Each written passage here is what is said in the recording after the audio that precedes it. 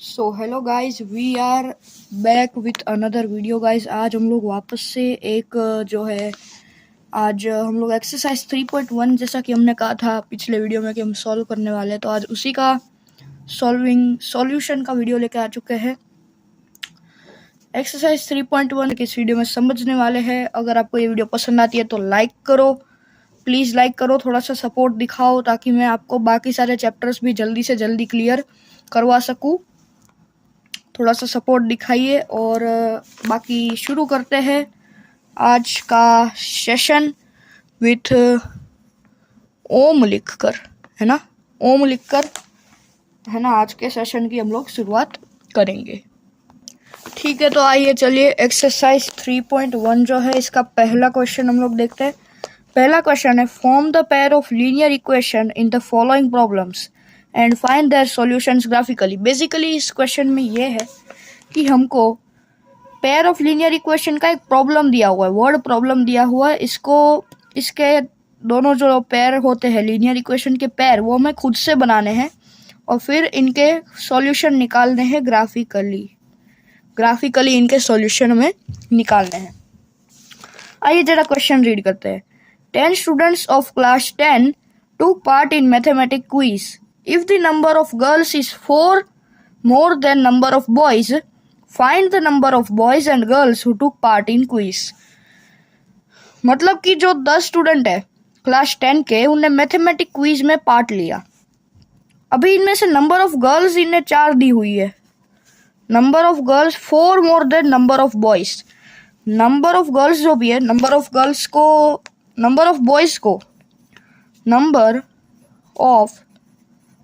Boys को हम लोग ले लेते हैं, आइए x, ठीक है। नंबर ऑफ गर्ल्स को, ये तुम लोग समझ जाना, मैंने बस ऐसा कर दिया है क्योंकि ये दोनों कॉपीड है ना। नंबर ऑफ गर्ल्स जो है वो है हमारे y, ठीक है। नंबर ऑफ गर्ल्स x है, नंबर ऑफ गर्ल्स y है, नंबर ऑफ बॉयज x है। तो y जो है, y वो x से ज्यादा है, मतलब number of girls is 4 more than number of boys. Find the number of boys and girls who took part in the quiz. आइए जरा इसका सॉल्यूशन देखते हैं। ठीक है, आ चुका है हमारे पास सॉल्यूशन पूरा का पूरा। यहाँ पर इनने कहा है कि नंबर ऑफ स्टूडेंट्स 10 है जिनने की पार्टिसिपेट किया है बेसिकली, तो हमने नंबर ऑफ बॉयज को x ले लिया। यहाँ पर सबसे पहले हमें अज्यूम करना है नंबर ऑफ बॉयज को x और अज्यूम करना है नंबर ऑफ गर्ल्स को y। अभी ये इक्वेशन बनी कैसे, अगर ये इधर लिखी है तो ये बनी कैसे। बेसिकली इन्होंने कहा 10 स्टूडेंट्स ऑफ क्लास 10। अभी जो 10 स्टूडेंट्स है उसमें बॉयज भी होंगे और गर्ल्स भी होंगे, है ना। सही बात है ना, लॉजिक वाली बात है। बॉयज भी और गर्ल्स भी होंगे, बॉयज भी होंगे और गर्ल्स भी होंगे। तो इनने कहा है कि 10 स्टूडेंट्स, मतलब कि बॉयज और गर्ल्स को मिलाकर 10 होना चाहिए। बॉयज और गर्ल्स को मिलाकर 10 होना चाहिए। सही बात है, गलत बात है? ठीक है, ये बन गई हमारी पहली इक्वेशन। दूसरे में इनने कहा है number of girls is 4 more than number of boys. Number of girls को हमने लिया था y, तो y is equal to boys. Number of boys को हमने लिया था x plus 4। Number of girls is 4 more than number of boys. ये बन गई हमारी दूसरी इक्वेशन। अभी 1 के लिए, फॉर 1 इक्वेशन, फर्स्ट इक्वेशन के लिए हमें यहाँ पर ये लेना है y is equal to 10 minus x. y is equal to 10 minus x. यहाँ पर हमने इस इक्वेशन को ले लिया और x और y जैसा हम कॉलम बनाते थे वैसा हमने बना दिया। x में हम 0 पुट करेंगे तो y की वैल्यू 10 आएगी, और x में हम लोग 10 पुट करेंगे तो y की वैल्यू 0 आएगी। बेसिकली रेसिप्रोकल टाइप हो गया। उसके बाद आती है बारी दूसरी इक्वेशन की। दूसरी इक्वेशन हमारी थी y is equal to x plus 4। अगर आपको नहीं पता कि इन सबको बनाते कैसे है, फिर इनको सॉल्व कैसे करते हैं, तो आपको हमारी इंट्रोडक्शन और जो है हमने जो इंट्रोडक्शन दिया था और ग्राफिकल मेथड जिसमें समझाया था, वो वाली वीडियो आपको जाके देखनी पड़ेगी। अभी के लिए इसकी बात करते हैं। 4 2 सेकेंड वाली, इस वाली इक्वेशन की बात करते हैं। y is equal to x plus 4। तो x और y को हमने x में 0 ले लिया, फिर एक बार y में 0 लिया है ना। ये हमारा वैसे ही है जैसे ये केस 1 था, ये केस 2 था, ठीक है ना। ये केस 1 है, ये केस 2 है ना। तो जैसा मैंने तुम लोग को बताया था कि ये डब्बा है इस इक्वेशन का, ये डब्बा है इस इक्वेशन का, इस इक्वेशन के ये डब्बे में केस 1 के हिसाब से x की वैल्यू 0 लेंगे तो y की वैल्यू 4 आएगी। एक बार चेक करेंगे, x की वैल्यू हमने 0 ले ली, हाँ y की 4 आ रही है। फिर अगर हम लोग y की 0 लेंगे, y इधर 0 लिया तो x -4 आ रहा है, तो x हाँ -4 आएगा। ठीक है, सही बात है। तो बेसिकली एक बार मैं तुम लोग को दिखा भी देता हूँ, जब हमने x की वैल्यू 0 ली, तब क्या हुआ, यहाँ पर देखते हैं y is equal to, x की वैल्यू तो 0 है, x की वैल्यू 0 है प्लस 4, तो 0 प्लस 4 क्या होता है 0, y इज इक्वल टू 4 मिल गया, y इज इक्वल टू 4 मिल गया। अभी आगे, अभी x की वैल्यू 0 है, x की वैल्यू 0 है तो y की 4 मिल गया। भाई y की 0 लेंगे is equal to x plus 4, ये वाला x इधर जाएगा, इधर जाकर x इज इक्वल टू -4, ये मिल गया, ये मिल गया, ये मिल गया, ये भी मिल गया। ठीक है, तो दोनों भी हमारी वैल्यू बराबर है। ठीक है, अब हमें इसका ग्राफ कैसे बनाना है उस पे भी जरा सा गौर कर लेते हैं। जी हाँ, तो ग्राफ इसका कुछ ऐसे बनेगा। हम लोग को ये जो वैल्यूज है हमारे पास, x की 0 और y की 10, x में 0, x में इधर 0 है यहाँ पे, और y में 10, ये वाला, ये एक पॉइंट बनेगा, ये एक पॉइंट बनेगा। दूसरा पॉइंट y, x में 0 और y में 10, ये बन गया। दूसरा y में 0, x में 10, y में 0, x में 10, तो y में 0 इधर लेना है, x में 10 इधर, ये वाली लाइन, इसको हम लोग ज्वाइंट कर देते हैं ना। फिर जो दूसरी लाइन इसको ऐसे काट के जाएगी, वही वाला इसका आंसर होगा। तो अब क्या आएगा, अभी आएगी सेकंड वाली की बारी। x में 0, y में 4, x में 0, x में 0 और y में 4, ये वाला पॉइंट, और क्या, x में -4, x में -4, y में 0, x में -4, y में 0, यही वाला पॉइंट। इस लाइन को कनेक्ट करके अगर तुम लोग आगे ले जाओगे तो ये वाली लाइन इधर इंटरसेक्ट होगी। ये जो पॉइंट है ये है 37 पॉइंट है, मतलब कि इसमें x की वैल्यू जो है वो 3 है, y की वैल्यू जो है वो 7 है, और तो और हम लोग को ये दोनों वैल्यू मिल गई, x की 3 और y की 7। अब हम लोग जरा ऊपर नजर डालते हैं। हम लोग ने x किसको लिया था, x हमने लिया था, नंबर ऑफ बॉयज को हमने x लिया था, और x की वैल्यू में मिल गई 7। हमने नंबर ऑफ गर्ल्स लिया था y को, सॉरी हमने आई थिंक उल्टा लिखा है, x की वैल्यू में मिल गई 3, हाँ y की वैल्यू में 7 मिली है और x की वैल्यू में 3 मिली है ना। तो इसका आंसर रह जाता है, नंबर ऑफ बॉयज होगा 3 और नंबर ऑफ गर्ल्स होगा 7। नंबर ऑफ बॉयज होगा 3, नंबर ऑफ गर्ल्स होगा 7। ठीक है, अभी आइए अगले क्वेश्चन पे जाते हैं। तो अगले क्वेश्चन पे हम लोग जैसे ही आए तो हम लोग आ गए अगले पेज पे, है ना, अगले क्वेश्चन पे भी आ गए, अगले पेज पे भी आ गए। चलो इस वाले क्वेश्चन की बात करते हैं। सेकंड क्वेश्चन हमें क्या कहता है, सेकंड क्वेश्चन हमें ये कहता है कि 5 पेंसिल है और 7 पेन है, 5 पेंसिल है और 7 पेन है, उन दोनों का कॉस्ट बन जाता है 50 rupees. Whereas 7 pencil and 5 pens together cost 46 rupees. Find the cost of 1 pencil and 1 pen. चलो इसको आसान से समझते हैं। 5 पेंसिल और 7 पेन का कॉस्ट है 50 रुपीज। 5 पेंसिल और 7 पेन का कॉस्ट है 50 रुपीज। उसके बाद 7 पेंसिल और 5 पेन, देखा उल्टा कर दिया, समझ गए, उल्टा कर दिया। 7 पेंसिल और 5 pens together cost 46 rupees. 7 pencil 5 pen 46 rupees. हम लोग को एक पेंसिल का और एक पेन का कॉस्ट निकालना है। तो हम लोग ना यहाँ पे एक काम करते हैं, पेंसिल जो है ना, पेंसिल कॉस्ट ऑफ पेंसिल, इसको हम लोग लेते हैं x, और कॉस्ट ऑफ पेन, वापस एक बार, थोड़ा सा मैं आलसी हुआ ना, मैथ्स के स्टूडेंट्स अक्सर आलसी होते हैं इसलिए उनको मैथ्स आता होता है ठीक है, तो कॉस्ट ऑफ पेंसिल हो गया x और कॉस्ट ऑफ पेन हो गया y। अब इसके ऊपर से हमें 2 इक्वेशंस बनानी होगी और उसको फिर ग्राफिकल मेथड के हिसाब से सॉल्व करना होगा। 5 पेंसिल और 7 pen together cost 50 rupees, 7 pencil और 5 पेन टुगेदर कॉस्ट 46 रुपीज। आइए जरा इसका भी हम लोग सॉल्यूशन देख लेते हैं। ठीक है, तो एक पेंसिल का और एक जो है हमारा एक पेन का, एक पेंसिल को हमने लिया था x, एक पेन को हमने लिया था y, एक पेंसिल को हमने लिया था x और एक पेन को हमने लिया था y। ठीक है, यहाँ पर हमने वैल्यूज लिख दी है। 5x plus 7y is equal to 50 और 7x plus 5y is equal to 116। Basically क्या हुआ, 5 पेंसिल और 7 पेन, पेंसिल अब एक पेंसिल x है, एक पेंसिल जो है वो x है, तो 5 पेंसिल कितनी होगी 5x ऑफ कोर्स, है ना। क्रॉस मल्टीप्लिकेशन तो आता है ना, इसको इससे मल्टीप्लाई करना है और इससे फिर डिवाइड करना है, मतलब 5x अपॉन 1 तो वो 5x ही हो जाएगा, इसलिए ये 5x आ गया। फिर एक पेंसिल का, एक पेन का कॉस्ट है y, तो 7 पेन का कॉस्ट कितना होगा 7y, बराबर है। एक का y है तो 7 का 7y, सिंपल है। वैसे ही ये हमारा 5 पेंसिल और 7 पेन, 5 पेंसिल और 7 पेन, ये जो दोनों वैल्यूज मिली है, 5 पेंसिल और 7 पेन मिलके 50 रुपए बनते हैं, 50 रुपए।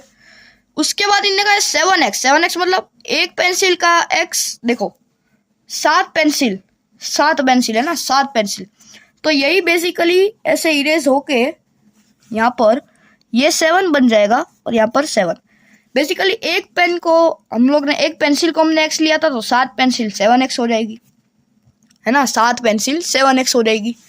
उसके बाद हमने एक जो पेन है, उसके बाद हमने एक जो पेन है उसको मान लो हमने 5 लिया, इधर 5 ही लेना है, बेसिकली 5 पेन है ना, 5 पेन से तो हम लोग 5 लेंगे तो 5y 5y ये बन जाएगा। और 7 पेंसिल और 5 पेन्स टुगेदर बनाती है 46 रुपीज, बन गई दूसरी इक्वेशन। दोनों इक्वेशन हमारी यहाँ पे बन गई। अब जब दोनों इक्वेशन को हमने बनाना सीख लिया तो आइए इसको जरा सॉल्व भी कर लेते हैं। अभी हमें उठानी है पहली वाली इक्वेशन, ये वाली जो इक्वेशन है इसको उठाना है, इसको उठा के इधर रख दिया। अभी इसमें क्या किया है हमने, ये जो है 5x प्लस 7y, मैं तुम लोग को साइड में इधर मैं तुम लोग को करके दिखाता हूँ कि ये इनने किया क्या है। देखो 5x प्लस 7y बराबर 50। अब हम लोग क्या करते हैं, ये जो 7y पूरा टर्म है ना, इसको मैं उठा के उधर भेज रहा हूँ, तो 5x is equal to 50 minus 7y बराबर है। और अब ये जो 5 है इसको मैं उठाकर यहाँ भेज रहा हूँ, तो x is equal to 50 minus 7y upon 5 बराबर है। x is equal to 50 minus 7y upon 5 बराबर आ गया। अभी तो यही चीज बेसिकली इधर लिखी हुई है ना, ये लाइन पूरी नहीं रहती, ये आधी रहती है, क्योंकि जो 5 है ना वो खाली 50 के साथ जाएगा डिवीजन में, 7y के साथ डिवीजन में नहीं जाएगा। यहाँ पर खाली 5 इधर है ना, ये 7y पूरा है। ठीक है, इस तरीके से हमारी पहले में भी यही लॉजिक लगाना है। और दूसरी इक्वेशन ये जो लिखी हुई है, ये किसी को अगर ना समझ आ रहा हो तो यही सेम लॉजिक इधर लगाया हुआ है, ऐसे करके भेजा है और इसको भी ऐसे भेजा। ठीक है, अब ये देख लो तुम लोग, यहाँ पर ये इक्वेशन का तुम लोग समझ आ गया कि ये कैसे बना है ना दोनों। अब क्या है, x को हम लोग जैसे 0 लेते थे वैसे ही 0 लिया है, पर y में इस बार हमने थोड़ा अलग किया है। x में 0 लिया तो y में 10 आ गया। x में तो तुम लोग इधर 0 रखोगे ना तो y की वैल्यू 10 आएगी, x में अगर तुम लोग 10 लोगे, x को अगर तुम लोग 10 लोगे तो y की वैल्यू -4 आ जाएगी, है ना। तुम लोग इसको खुद से भी चेक कर सकते हो। उसके बाद हम लोग ले लिया 2 में हमने ये लिख दिया 46 अपॉन 7 माइनस 5y। x को अगर हम लोग 5 लेंगे तो y की वैल्यू 3 आ जाएगी। x को 5 लेंगे तो y की 3 आ जाएगी, x को हम लोग 0 लेंगे, इसको 0 ले लिया तो y की वैल्यू 6.5 आएगी, ठीक है। तुम लोग इधर कोई भी पॉइंट्स ले सकते हो। बाय द वे मैंने बस ऐसे लिया है इसको थोड़ा इजी बनाने के लिए, मैंने तुम लोग को पिछले वाली वीडियो में ही समझाया था, तुम लोग इधर कोई भी पॉइंट्स ले सकते हो। मैं तो बस इसको इजी बनाने के लिए करता हूँ। ठीक, अब ये हमने जो दोनों पॉइंट्स ले लिए और हमारे पास सारी वैल्यूज आ गई। अब इसका ग्राफ भी तो बनाना पड़ेगा, अभी इसका ग्राफ भी तो बनाना पड़ेगा। तो ये देखो कुछ ऐसा दिख रहा है ग्राफ, है ना। ये थोड़ा सा इधर है बट वो मेरे से बन गया है थोड़ा, देखो स्लांट में लाइन गई है, वो इधर है, इधर ये पॉइंट इंटरसेक्ट होता है इसलिए मैंने ऐसे दिखाया हुआ है। बस ये इधर है, थोड़ा थोड़ा ये लाइन को पकड़ के ऐसे ले आओ, ऐसे ऐसे ऐसे ले आओ, है ना। अब क्या हुआ, हमने जब पॉइंट डाले तो एक्स में हमने डाला 0। एक्स वाली लाइन पे 0 मतलब कुछ नहीं लेना एक्स पे, वाई में खाली 10 लेना है, वाई वाली लाइन में खाली 10 लेना है, एक्स वाली लाइन पे कुछ नहीं लेना, एक्स वाली लाइन पे कुछ नहीं लेना, वाई में खाली तुम लोग को 10 लेने का, इधर इधर तुम लोग को 10 लेना है, वाई में कुछ एक्स में कुछ नहीं। अभी हमने एक्स में 10 लिया, एक्स में 10 लिया और वाई में -4 लिया, माइनस ये रहा पॉइंट भी ये रहा, ये लाइन ऐसे जा रही है पूरी और ऐसे होगा, समझ रहे हो ना।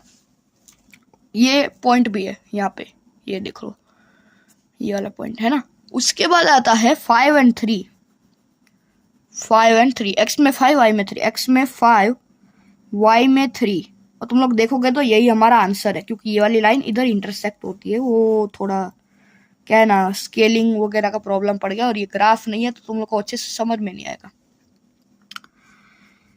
ये वाली जो लाइन है ये इसके साथ ऐसे इंटरसेक्ट हो रही है, बट वो इधर थोड़ा सा प्रॉब्लम हो गया, जैसा कि मैंने तुम लोग को बताया। यहाँ पर ये लाइन इंटरसेक्ट होती है तो हमारी 5 जो है वो x है, हमारा 5 जो है वो x है, और ये 3 जो है वो y है, 3 जो है वो y है ना। आगे देखते हैं, ऊपर देखते हैं। अब अपने x की वैल्यू बेसिकली क्या ली थी, x की वैल्यू तो हमने एक पेंसिल की कॉस्ट ली थी x, एक पेंसिल की कॉस्ट हमने x ली थी, एक पेन की कॉस्ट हमने y ली थी, है ना। नीचे में हमें x की वैल्यू क्या मिली है, x की वैल्यू हमें मिली है 5। यहाँ पे ये देखो x इधर हमारा 5 आएगा, x आएगा हमारा 5, और y क्या आ जाएगा, y क्या आ जाएगा, ये रहा y आ जाएगा 3, y मतलब पेन की कॉस्ट, y आ जाएगा 3। तो एक पेंसिल की कॉस्ट हमें मिली 5 रुपए, एक पेन की कॉस्ट मिली 3 रुपए, क्योंकि यहाँ पर ग्राफ से हमें समझ आता है कि एक x जो है वो 5 है, y जो है वो 3 है। ऐसे करके हमारा दूसरा क्वेश्चन भी हो जाता है सॉल्व। आइए जरा हम लोग तीसरे की तरफ बढ़ते हैं।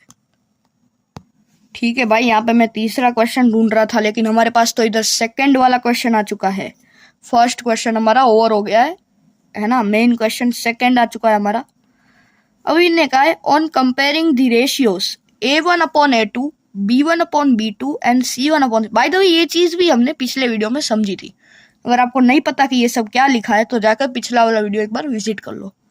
और हाँ गाइज, ये बनाने में बड़ी ज़्यादा मेहनत लगी है, तो तुम लोग एक बार प्लीज़ एक लाइक कर देना और ये चैनल जो है इसको सब्सक्राइब कर देना। बहुत ज़्यादा मेहनत लगती है इस टाइप के वीडियोस बनाने में, क्योंकि बहुत ज़्यादा सोच समझ के हमें सारे सम करने पड़ते हैं। तो प्लीज़ थोड़ा लाइक करो, हमें सपोर्ट दिखाओ, ताकि मैं जो हार्डेस्ट चैप्टर, कमेंट्स भी कर दो कौन सा चैप्टर का तुम लोग को वीडियो चाहिए, मुझे कमेंट्स कर दो, मैं उसके पे गारंटेड वीडियो बनाऊंगा, उस पर गारंटेड मतलब गारंटेड मैं वीडियो बनाऊंगा उस पर, ठीक है। अभी के लिए ये देखो, find out whether the lines representing the following pair of linear equation intersect a point are parallel और कोइंसाइड। मैंने जो अपने शॉर्ट वीडियो में इस चीज के बारे में चर्चा की हुई है, आइए मैं जरा इसके लिए इस लॉन्ग वीडियो में भी उस टेबल को, जो मैंने टेबल तुम लोग को ग्राफ जो चार्ट था मैंने कहा था उसके बारे में पिछले वीडियो में बात की थी, लेकिन एक बार इस वीडियो में भी उस चीज को देख लो तुम लोग, ताकि तुम लोग को आइडिया आ जाए। ठीक है, तो मैं बात कर रहा था इस चार्ट की कंडीशंस जो है, हमने 3 कंडीशन पढ़ी थी पिछले वाली वीडियो में। एक तो ये थी A1/A2 is equal to not B1/B2, दूसरी थी A1/A2 is equal to B1/B2 is equal to not C1/C2, तीसरी थी A1/A2 is equal to B1/B2 is equal to C1/C2। अभी ये जो पहली वाली कंडीशन है ये होती है यूनिक सॉल्यूशन की, यूनिक सॉल्यूशन, इसमें यूनिक सॉल्यूशन मिलता है, इंटरसेक्टिंग लाइंस मिलती है तुम लोग को, और ये लाइंस जो है वो कंसिस्टेंट होती है। इसमें तुम लोग को मिलता है कैसा, इंटरसेक्टिंग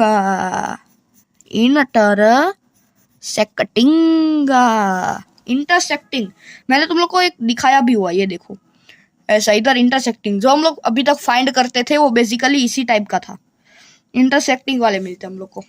होता है ना, हम लोग पहले का ऐसा लाइन बनाते हैं, दूसरे की लाइन बनाते हैं और फिर इसमें बीच में देखते हैं तो पॉइंट मिलता है।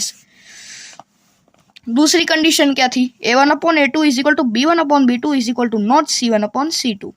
इसमें जो लाइंस पैरेलल होती है, मतलब ऐसे होती है लाइंस, ये देखो यहाँ पर दिख रहा है वो, तो पहली लाइन दूसरी लाइन है ना। तो जो लाइन्स है वो इनकंसिस्टेंट लाइन्स होती है और इसमें नो सॉल्यूशन ही नहीं मिलता और ये पैरेलल होता है, पैरेलल ये यहाँ पर लिखा हुआ है। फिर a1/a2 is equal to b1/b2 is equal to c1/c2। इस कंडीशन में लाइंस जो है वो कोइंसाइड होगी, कोइंसाइड एक दूसरे के अंदर। ऐसे ये देखो, ये है पहली लाइन, मान लो ये पहली लाइन है, ये पहली लाइन है, जैसे इसमें ये थी ना, जैसे इसमें ये थी ना, ऐसे एक पहली लाइन है। दूसरी लाइन जो है वो इसके ऊपर चढ़ी हुई होती है, ये देखो इसके ऊपर ऐसे चढ़ी हुई होती है, एक दूसरे के ऊपर ओवरलैप करती है, उसको हम लोग कहते हैं कोइंसाइड लाइंस। कोइंसाइड लाइंस में क्या होता है, कंसिस्टेंस होती है, मतलब कि तुम लोग को इन्फिनिटली मैनी सॉल्यूशन, बहुत सारे, मतलब कि इन्फिनिटी सॉल्यूशन तुम लोग को मिलेंगे। इसमें एक ही मिलेगा, एक यूनिक सॉल्यूशन मिलेगा, इसमें एक यूनिक सॉल्यूशन मिलेगा, इसमें सॉल्यूशन ही नहीं मिलेगा और इसमें इनफाइनाइट सॉल्यूशन मिलेंगे। ये वाला जो चार्ट है इसको भाई तुम लोग अच्छे से कर लो, इसका स्क्रीनशॉट ले लो, ये बहुत ज़्यादा इंपॉर्टेंट है गाइस अगर तुम लोग को ग्राफिकल मेथड समझना है तो। आ जाओ हम लोग सम के ऊपर चलते हैं। अभी सम में इनने कहा है कि इनने हमें मान लो एक इक्वेशन दे रखी है और इनने कहा है इंटरसेक्टिंग पॉइंट, इंटरसेक्टिंग वाली सिचुएशन होगी, पैरेलल होगी या कोइंसाइड होगी, है ना, कौन सी होगी, हम लोग को ये उनको बताना है। इसके लिए हम लोग क्या करेंगे, ये तीन है, तीन करने में इसके लिए हम लोग करेंगे क्या, आइए इनको समझते हैं। ठीक है, तो ये आ चुका है हमारा पहला वाला सम। यहाँ पे ये है 5x माइनस 4y प्लस 8 बराबर 0, 7x प्लस 6y माइनस 9 बराबर 0। ये हमारा सम है। अभी इसमें हमें a1 को देखो, मैं दिखाता हूँ यहाँ पे, a1 को, a2 को, b1 को, b2 को और c1 और c2 को हमें ढूंढना है। पहले तो उनको फाइंड करो।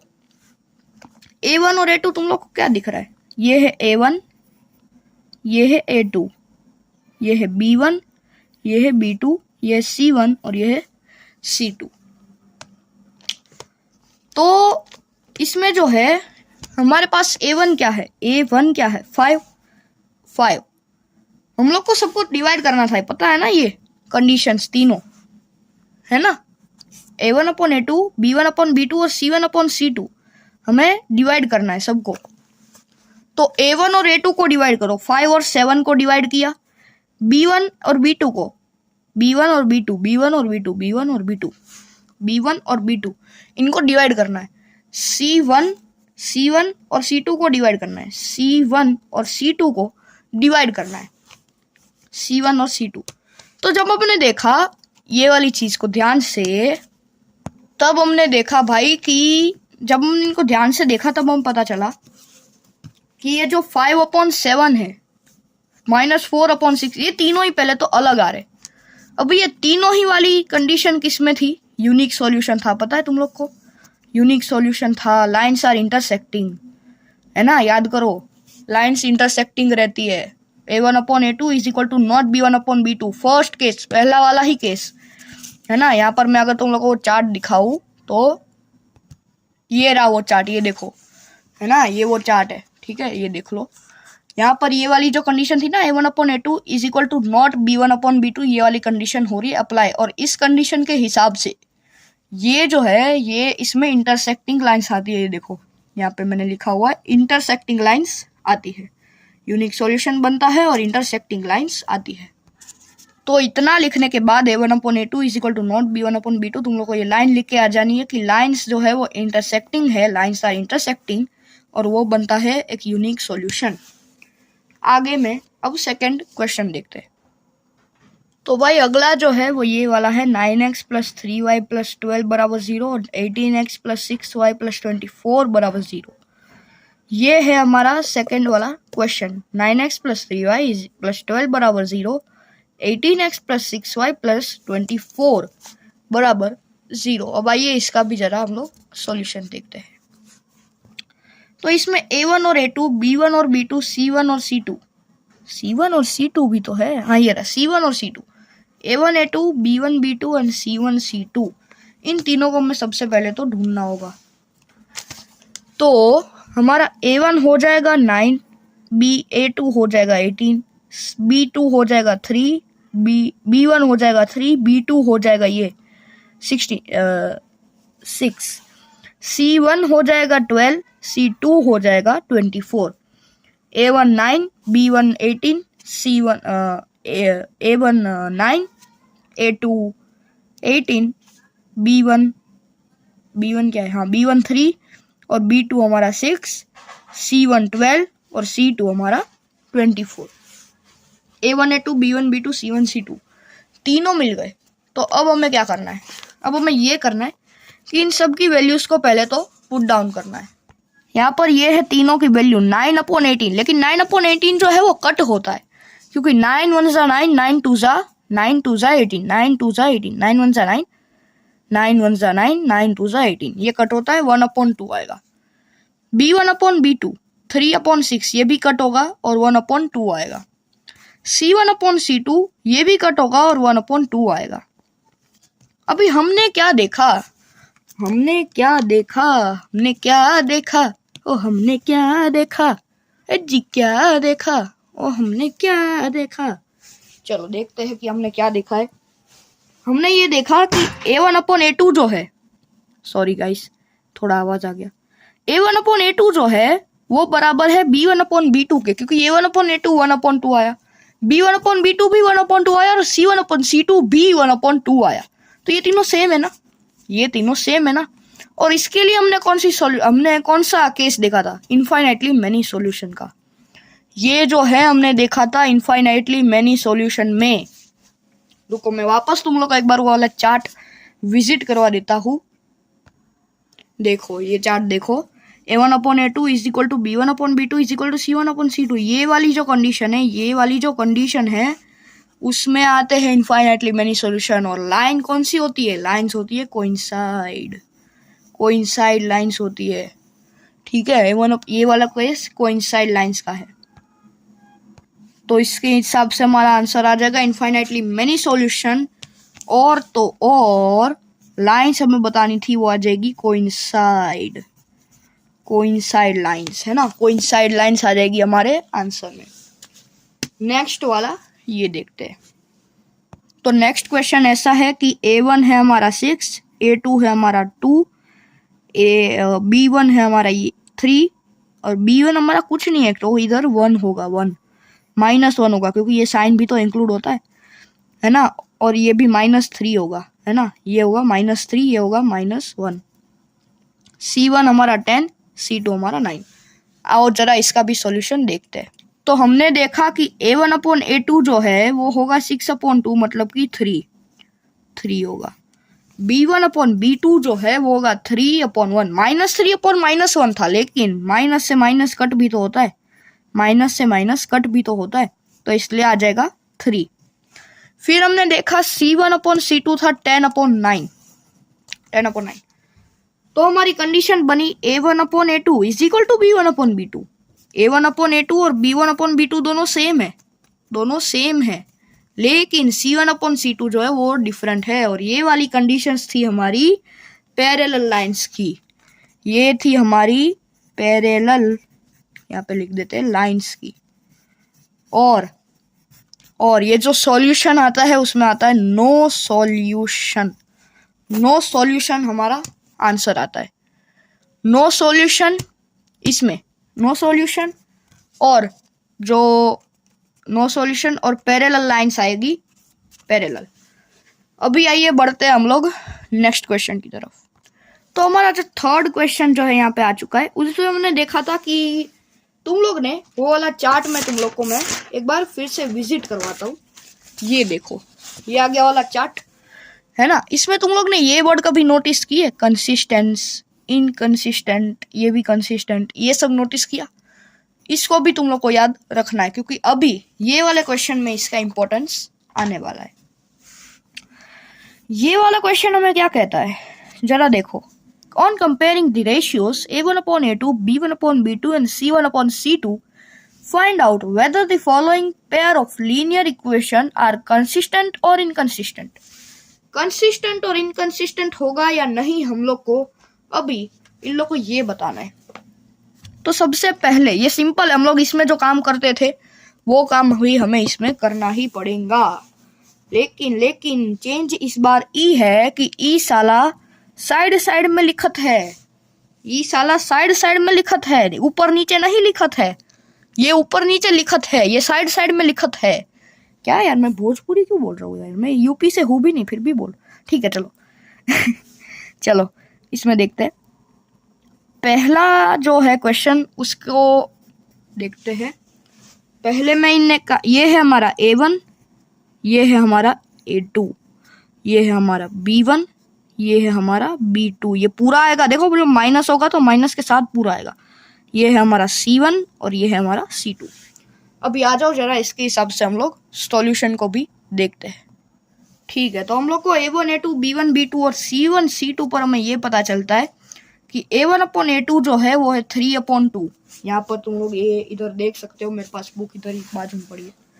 A1 और A2 है हमारे 3, यहाँ पर है, हाँ 3 और 2, और B1 और ये -3 है B2, ये है C1 और ये है C2।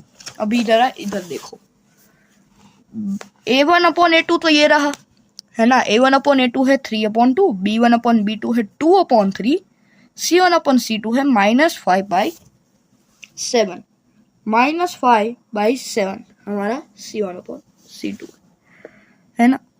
अभी इसमें हम लोग को क्या देखने को मिला, अभी हमें ये देखने को मिला कि ये जो A1 एंड A2 है और ये जो B1 और B2 है ये दोनों डिफरेंट है।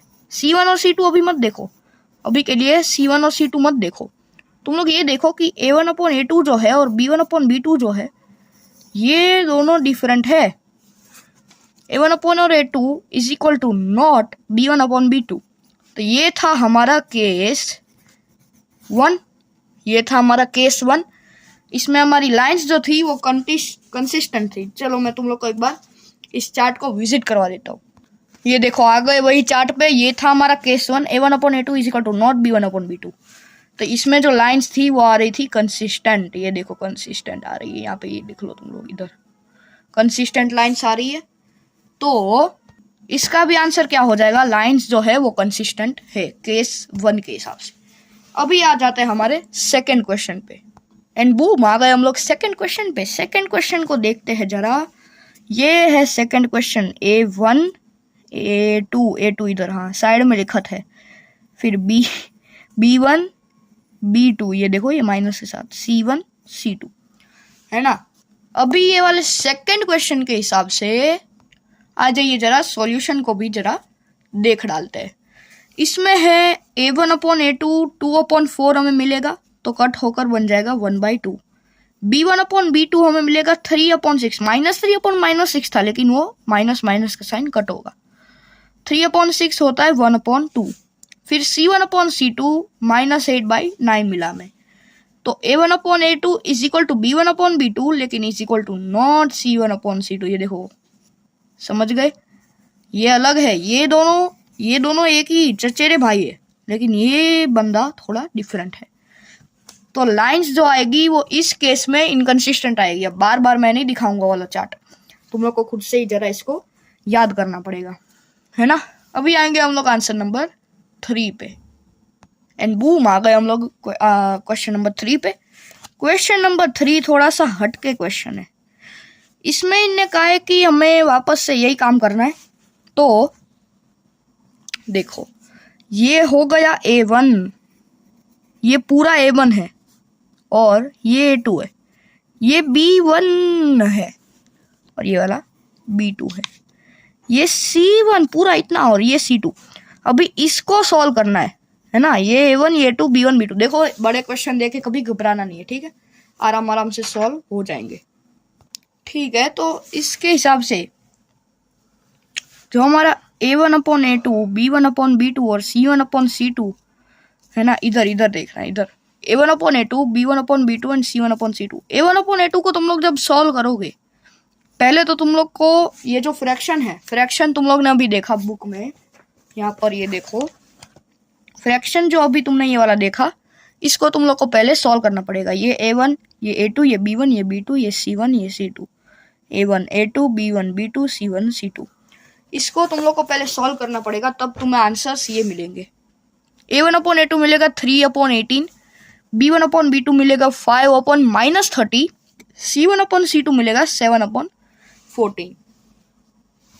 तो 3/18 कट होगा 1/6 से, B1/B2 कट होगा 5 1 जा 5, 5 6 जा 30।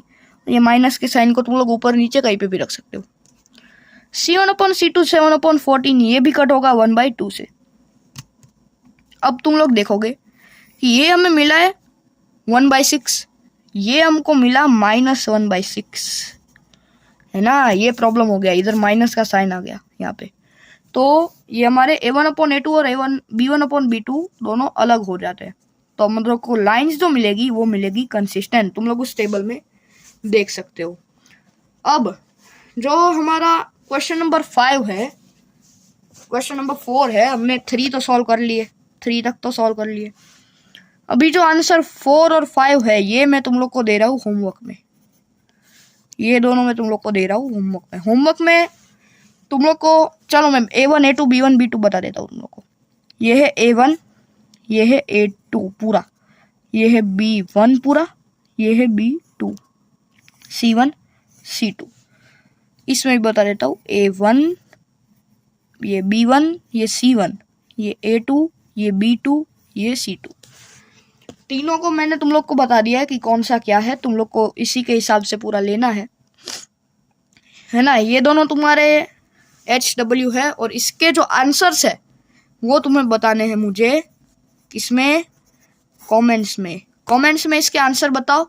अगर जिसने सबसे पहले सही आंसर दिया उसके कमेंट को मैं पिन कर दूंगा। और क्वेश्चन नंबर जो 4 है, 5 है और 6, ये देखो यहाँ पे क्वेश्चन नंबर जो 4, 5, 6 और 7 है, इनको करेंगे हम लोग नेक्स्ट वीडियो में। Till then bye bye. जय हिंद, जय भारत, जय मैथमेटिक्स।